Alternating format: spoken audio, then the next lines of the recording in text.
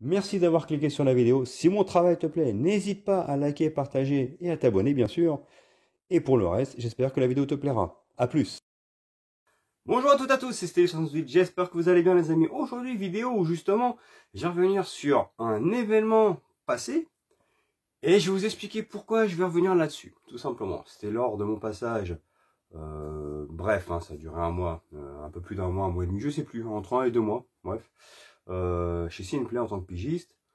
Et si je refais cette vidéo aujourd'hui, c'est que ça fait sens par rapport à tout ce qui se passe aujourd'hui avec Julien Chess qui est en train de se faire mitrailler de partout, les dossiers sont en train de sortir. Et moi, je fais pas ça par opportunisme. Je vous le dis tout de suite, je le fais parce que il y a encore des malins, bon, heureusement que c'est une minorité, qui par moment, en MP, m'envoient, ouais, plagieur, copieur. Et j'ai envie de mettre les choses à plat et de dire les choses telles qu'elles sont. Parce que c'est loin d'être aussi simple. D'accord? Je vous en parle tout de suite. J'espère que vous allez comprendre le fond de ma pensée. Et ensuite, libre à vous de vous faire votre propre avis. Il n'y a aucun souci. C'est parti.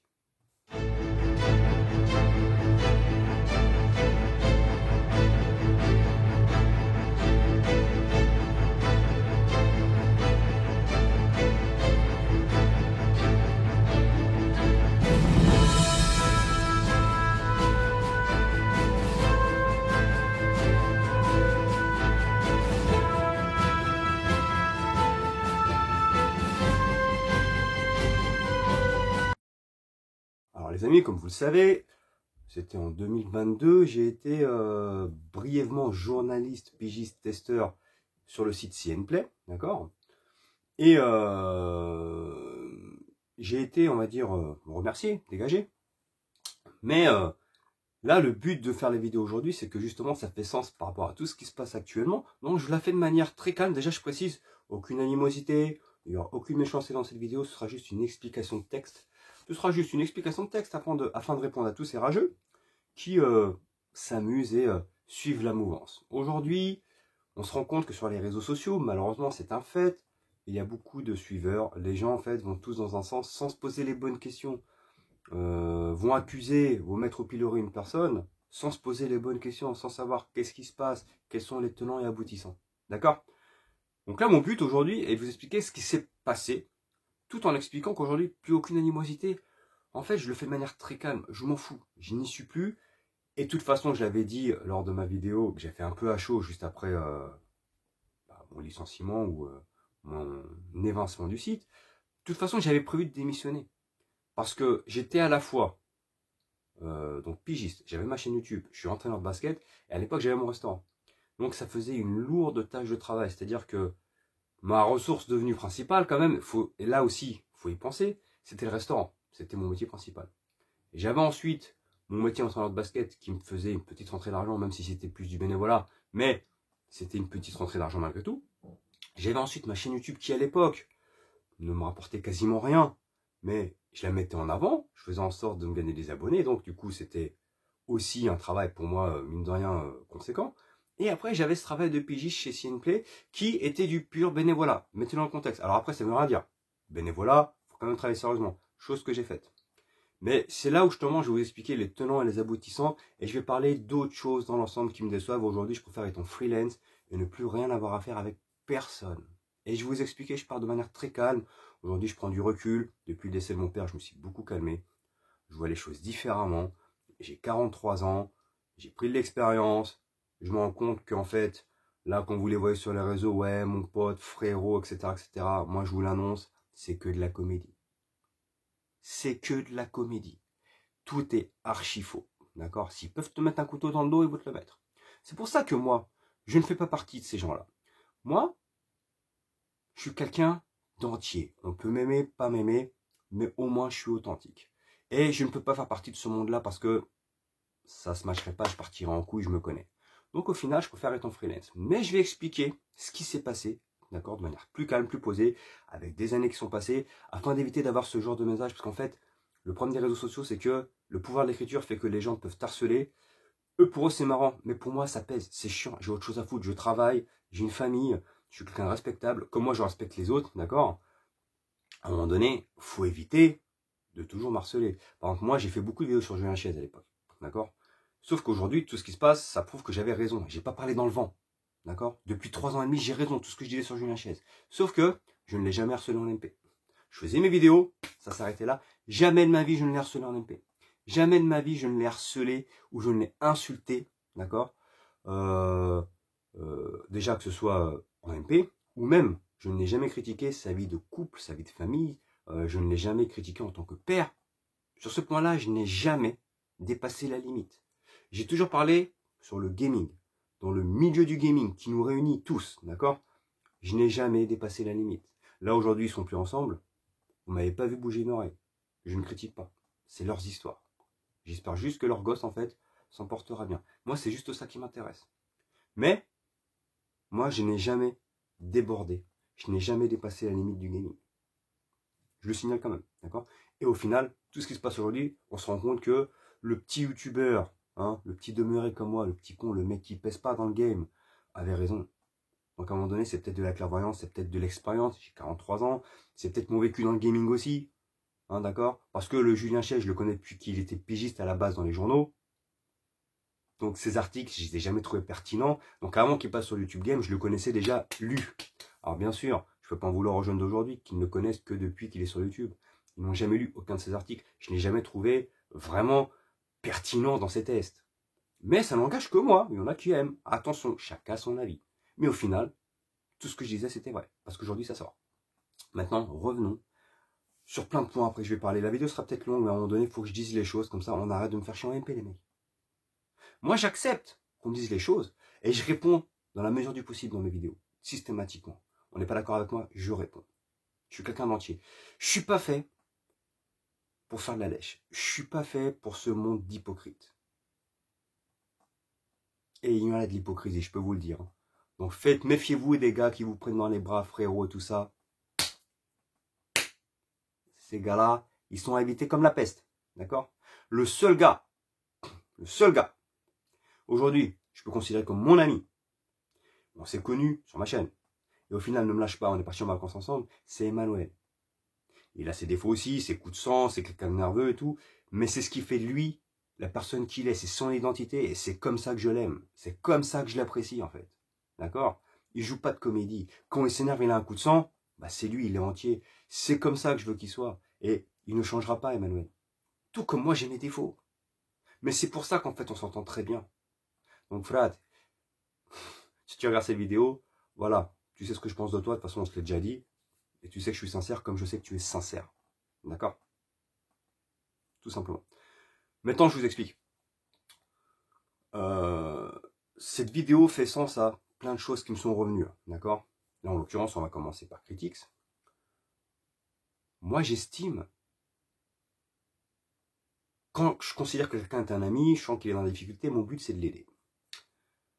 J'ai fait une vidéo, j'ai pas jugé ce qu'il a fait, tout ça. Non, j'ai juste fait une vidéo en disant soutien. Tout simplement parce que c'est ma manière de voir les choses. Aujourd'hui, mais je lui en veux pas. En fait, je lui en veux pas, mais au final, c'est pas plus mal. C'est-à-dire qu'aujourd'hui, j'ai compris. Je m'éloigne. Je préfère rester en freelance. Si j'ai 2500, 3000 abonnés, c'est pas grave. Les gens se retrouveront en moi parce que je fais pas bis à droite à gauche pour essayer de gratter des vues et des abonnés. Je l'ai fait en tout état de cause, en tout état de conscience parce que je me sentais obligé de le faire. Je vous l'ai dit, je me suis senti redevable, je me suis senti touché quand Mehdi a envoyé un message MP pour le décès de mon père. J'ai dit que non, c'est un bon gars. Et c'est vrai, je le pense sincèrement. Sauf que là, quand il a fait sa vidéo, j'ai fait une vidéo soutien envers Mehdi. J'ai envoyé un MP, des MP, plusieurs MP à Mehdi pour si ça va, écoute, force, t'inquiète pas, je suis là, il n'y a pas de souci.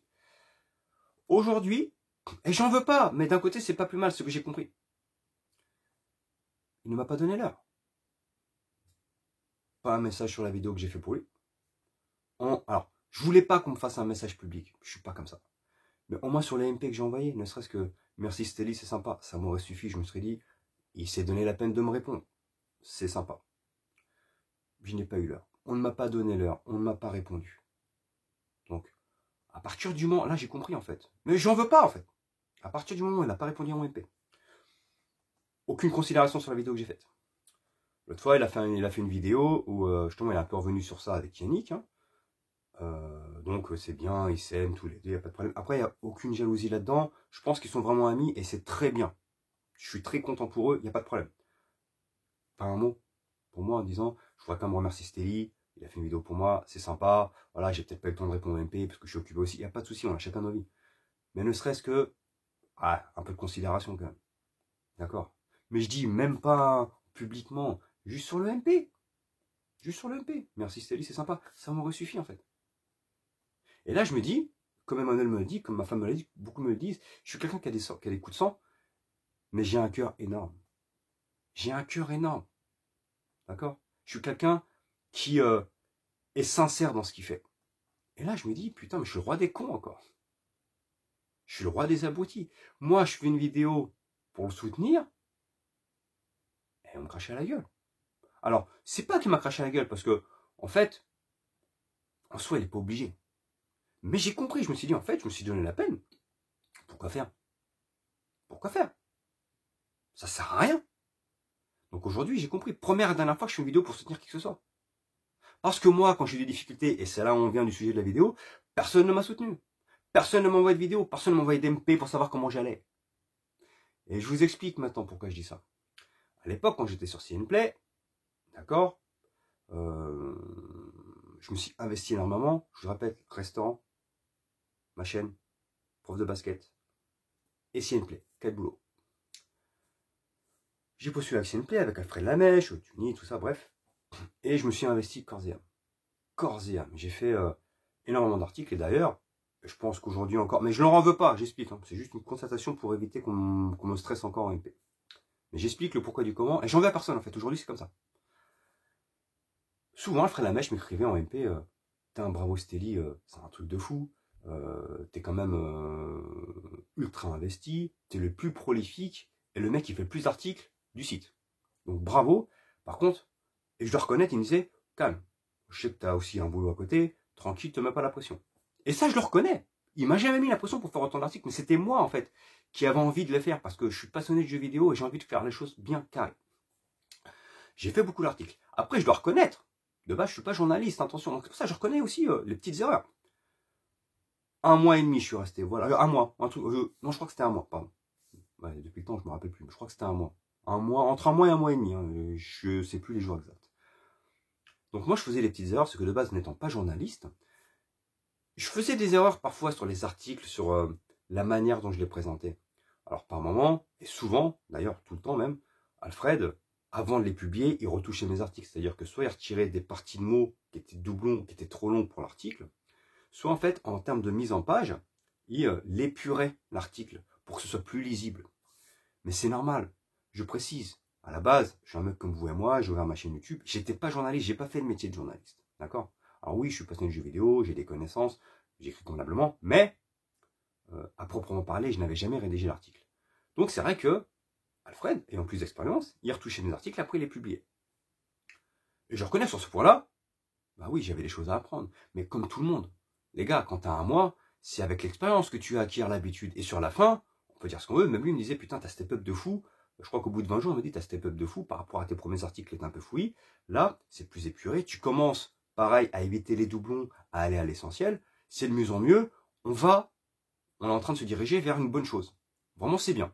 Donc moi, j'étais content. Il me l'avait en NMP. Je mens pas, hein. Il m'avait en NMP ça. Moi, j'étais content. Donc, j'ai fait beaucoup d'articles. Il me disait, c'est le mec qui a fait le plus d'articles sur le site. Bravo. Pas de problème. Moi, très content. Bref. Et là, il s'est passé quelque chose d'étrange. Lors d'une réunion privée, on demande de faire un test sur Grounded. Moi, je dis, bah, je suis en train de le faire avec des potes. C'était vrai en plus. Bah, si vous voulez, je peux m'occuper du test. Ah, bah, c'est cool. Et je dois être honnête, Alfred a dit, par contre, aucune pression. Qu'ils sortent la semaine prochaine, la semaine d'après, dans un mois, on s'en fout. Tu fais le jeu, après tu fais le test. Et sur ce point-là, je n'ai jamais eu la pression. Je le dis, hein. Je n'ai jamais eu la pression. Pour ça, Alfred, il était cool, il était top. Il n'y a pas de problème. Il était conscient que c'est aussi du bénévolat. Donc, à un moment donné, il faut savoir ce que tu veux. Sauf que là, c'est là où est le problème, ils étaient deux. Il y a aussi Tuni avec. Un MP, Tuni m'envoie un jeu. Une clé de jeu, je suis content, je fais, ah, c'est super, Oddworld. Je fais super, sympa et tout. Il me fait jouer le test pendant 4 jours. Je dis, quoi? Je fais, attends, je suis en train de faire le test pour Grundy, d'accord? Et fallait que je fasse un autre article pour Elden Ring. Et là, c'est là le problème et c'est ce qui m'a fait licencier. Et là, tu me dis de faire ça. Ouais, lâche tout, occupe-toi de ça, il me faut le test pour lundi. Je suis waouh, 4 jours. Sachant que je suis pas salarié de Senplay, je veux dire, c'est du bénévolat. À côté de ça, j'ai mon travail principal, le restaurant, entraîneur de basket, bon, ma chaîne. Et à un moment donné, il y a ça en plus qui se rajoute et il me faut 4 jours. Là, pour le coup, jusque-là, on m'avait jamais donné de deadline. Je dis, mais putain, en plus, je suis pas journaliste. Ça va être chaud de tout gérer. Grounded, Oddworld et faire un article sur Elden Ring. Comment je fais? J'avais une semaine pour faire tout ça, les mecs. C'est pour ça que je vous dis, avant de juger, parce qu'on m'a mis au pilori, tout le monde m'a jugé, m'a traité, d'accord, m'a insulté en me disant que j'étais un guignol, que j'étais un voleur, que j'étais je sais pas, un mec pas sérieux, qui en fait était négligent. Les gars, faut se mettre dans le contexte, hein. Non, je suis pas négligent, je suis quelqu'un d'ultra investi quand je travaille. Je suis très sérieux, très carré. Sauf que là, la charge de travail, en plus de mon travail principal, le restaurant, ça demande beaucoup d'investissement, était trop. Je commençais à péter un câble mentalement. J'ai dit, ok, je relève le challenge. Je me couchais pendant une semaine à 3 h du matin. Et le matin, je me levais à 7 h pour mon restaurant. Faites-vous le calcul. Hein. Parce qu'il fallait que je termine Oddworld, Grounded. Et il y a aussi 2 soirs où je joue en Grounded. J'étais KO. Des fois, je m'endormais manette en main. Emmanuel peut en témoigner. Et en plus, il fallait que je fasse un article sur Elden Ring. Donc, je fais le test d'Oddworld. Je l'envoie le dimanche soir. Je dis, ok, mission accomplie. J'envoie le test d'Oddworld. Et pour Grounded, vu que Alfred m'avait dit tranquille, j'ai dit, bon, bah, j'ai le temps. Et il fallait que je rédige un article pour Elden Ring. Et c'est là où, pour moi, ça, qu'est-ce que je fais? Donc, le dimanche, j'envoie le test de Oddworld. Je me suis dit, comme ça, il sera publié dans la semaine. Il voulait le publier pour le mercredi, je crois. Qu'est-ce que je fais? J'ai cet article d'Elden Ring, il fallait parler du crunch. Et en fait, dans l'article, il fallait parler comme quoi le producteur disait que, pour motiver ses équipes, il leur disait, faites comme si vous étiez dans un jeu From Software. Tiens, là, vous êtes en train de créer From Software, mais à la place du joueur. C'est-à-dire que le fait de terminer le jeu dans le crunch, ce sera une sorte de compensation comme dans Elden Ring. Tu auras accompli quelque chose. Ce sera un accomplissement. Et en fait, c'était ça le sujet de l'article. Donc moi, qu'est-ce que je fais chez cet article? Crever, précisons-le. Et là, c'est là où, je dis, il y a quand même eu un foutage de gueule, je vous l'expliquerai à la fin. Je fais cet article où j'écris. Voilà, j'explique en gros le fait que à la fin, la dernière droite était compliquée, mais ils avaient la pression. Mais le producteur était en mode, allez, faites comme si c'était vous qui étiez dans le jeu. L'accomplissement comme pour les joueurs. Allez, on est From Software, on va leur montrer qu'on est capable de finir le jeu dans les temps, comme les joueurs sont capables de terminer le jeu, etc. etc. Bon, c'est un discours d'un producteur qui veut motiver ses équipes. Et donc, c'était ça.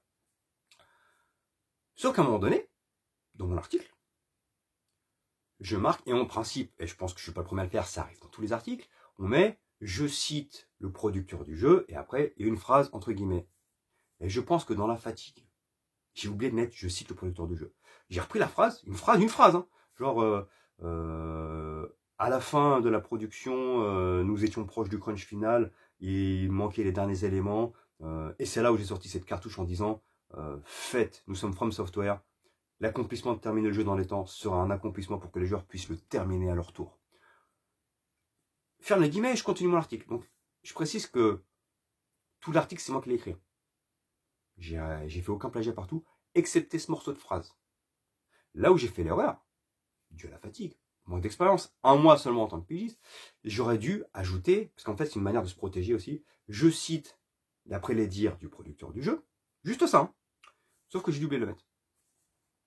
Sauf qu'en soi, c'était pas un problème. Parce que l'article n'était pas publié. Parce qu'ensuite, qu'est-ce que je fais l'article? Je l'envoie à Alfred.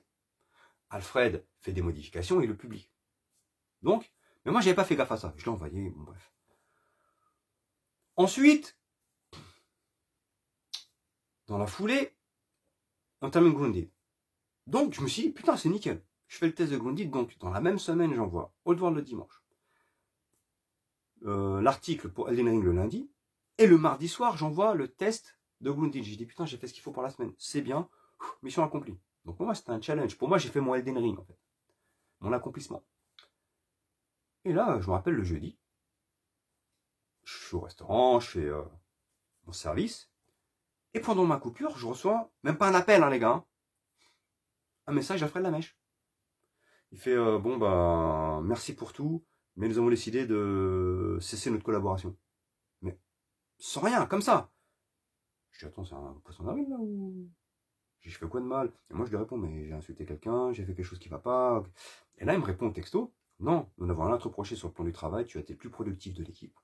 Tu es quelqu'un ultra investi, ultra sérieux, ultra carré, rien à te reprocher. Sauf que il y a un souci au niveau de l'article et nous le pouvons te garder.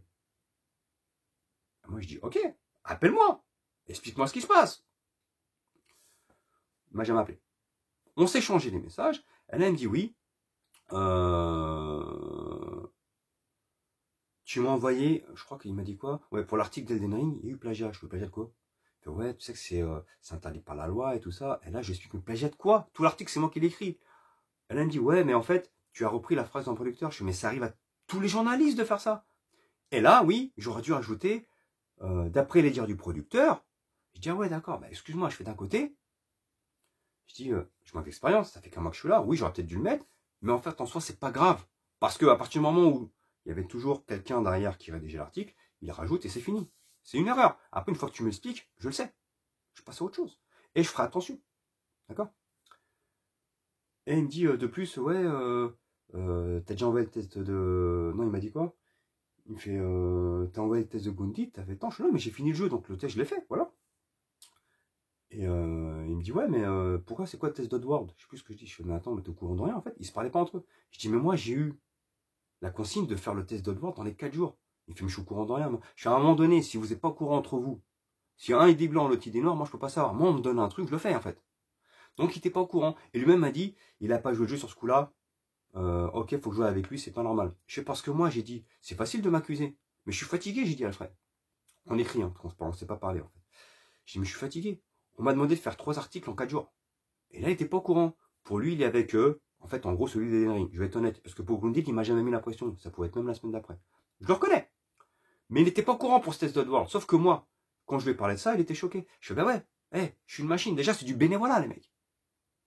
Et en plus de ça, on me met une charge de travail comme si j'étais patron d'entreprise. Faut pas déconner. Il n'était pas au courant de cette histoire.